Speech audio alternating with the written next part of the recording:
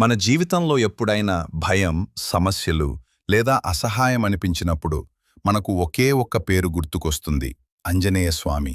శక్తి, భక్తి, ధైర్యం ఈ మూడు పదాలు ఒకే రూపంగా నిలిచిన మహాదేవుడు ఆంజనేయ స్వామి. కాని మీకు తెలుసా, ఆయన కేవలం శక్తి దేవుడు మాత్రమే కాదు, మన జీవితాన్ని మార్చే గురువు కూడా. ఈ వీడియోలో ఆంజనేయ స్వామి గురించి ఒక ఆశ్చర్యకరమైన కథ మరియు ఆయన మనకు నేర్పిన జీవిత పాఠాలు తెలుసుకుందాం. పూర్వకాలంలో అంజనాదేవి అనే పవిత్రమైన మహిళ ఉండేది. ఆమెకు ఒక మహాశక్తివంతమైన కుమారుడు కావాలని తపస్సు చేసింది.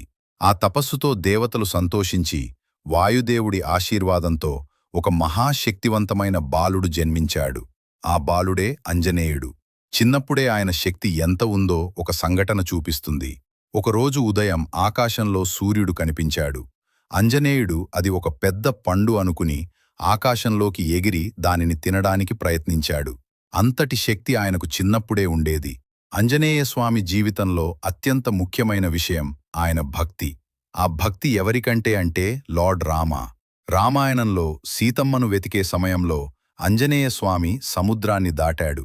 అది సాధారణమైన పని కాదు, కానీ ఆయనకు ఒకే ఒక ఆలోచన ఉంది: నా ప్రభువు కోసం నేను ఏదైనా చేస్తాను. అందుకే ఆయన లంకకు వెళ్లి సీతమ్మను కనుగొని రాముడికి మంచి వార్త తీసుకువచ్చాడు. అది నిజమైన భక్తి యొక్క ఉదాహరణ.